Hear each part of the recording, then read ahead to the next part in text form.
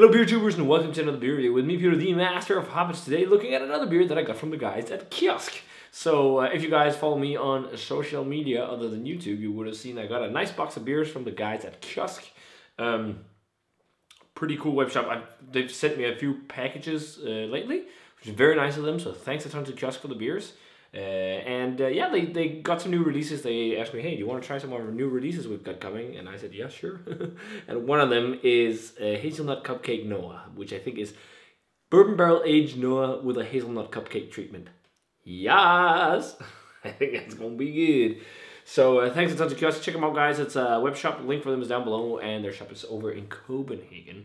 So this, guys, will be fun. This is going to be my first beer from this brewery. This is from Gipsy Hill in London. So it's a newer brewery in London. I know of them because of the Craft Beer Boys, or the Craft Beer channel, better known as that. Johnny and the guys. It's a great channel. Most of you guys probably know of it. They are probably one of the biggest beer channels on YouTube. They have quite a lot of followers. They're part of, I believe, Jamie Oliver's FoodTube. And yeah, they do great videos. They recently did one on lambics, which was quite nice. But check them out. I know them because they did a collab with Gipsy Hill, and I think that was their first, not Gipsy Hill's first attempt at least, but their first attempt at homebrewing New England IPA. And they kind of made a beer with Gipsy Hill, which was, I think they started as a homebrew, and then they made the real thing afterwards. But this, and they even released the recipe. The name, I forget what it's called. What's called. But this one will be interesting. I don't think this is New England, but this is their Hepcat Session Ipa. With their style is just, the labels are quite simple with like characters, or I guess it's maybe some of the people in the company, I don't know, holding signs with the beer name and style and whatnot. It's 4.6%. It says it's a juicy, jazzy session IPA. It goes well with roast lamb and rimmed hats. Drink it and talk to people, and I'm gonna drink it and talk to you guys. So brewed at Gipsy Hill. This one is brewed with Mosaic, Citra, Motueka, and Equinox, and dry hop with the same. It's bottled on the 9th of October, and we have the 16th today, so almost 5 weeks, I guess. But that should be fun to try. And I love here that they got the stamp. You probably can't see it, but they got a stamp that says hops and a bottle on date on the bottle, along with the best before date. Good job. I love to see that from breweries. So this will be fun. So we got Hepcat Session IPA poured in the glass, and that looks very nice. That looks like kind of like that smells nice.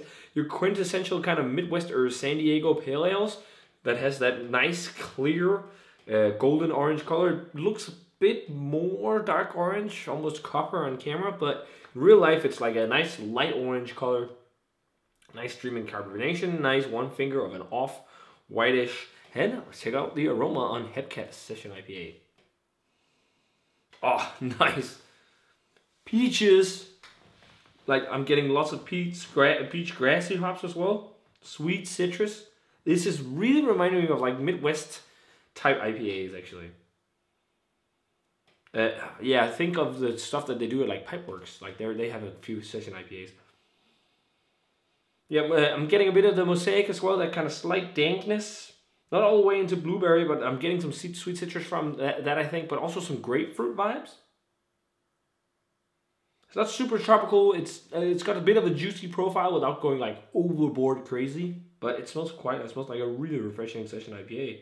So yeah, let's give it a taste, guys. Cheers, and thanks a ton to Kiosk for the beer.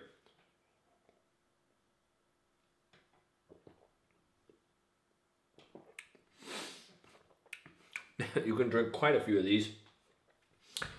That is very, very sessionable session IPA.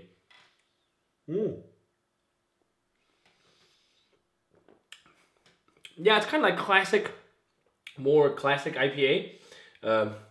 See, the thing with the session IPAs often is like the mouthfeels lack a bit.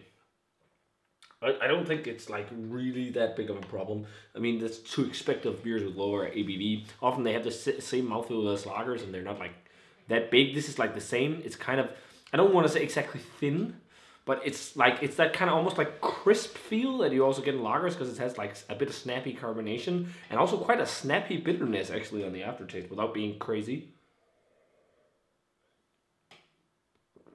I'm also getting a bit of a green hop pellet, hop matter thing. Not completely vegetal, but a little bit. mostly grapefruit. It's got a little bit of an almost perfumey vibe, some pine. It tastes more classic on the flavor. Again, kind of like Midwest more so than West Coast because it doesn't have that big rasping bitterness. And the grapefruit and the pine. The peach I got in the aroma is not really there on the flavor, which is interesting. There is a bit of a like a lemon kick, lemon drop candy or something like that, just lightly. Easy drinker though, very straightforward session IPA. It's pretty nice. Nothing mind blowing, just a nice kind of after work sessionable pale ale or sessionable IPA, session IPA, or you know, assignment from Real Craft Beer always says like the type of bringing to a barbecue, slugging down a few with some food. That'll be nice for that. Get the job done. But it's nice. It'll be fun to try the double IPA I have from called Kashtoshi, or it's got a weird name. I think it's a tribute to the people who work there. But yeah, this is nice. This is so far a good first start for Gipsy Hill, for me at least. So rating wise for Gipsy Hill's Hepcat,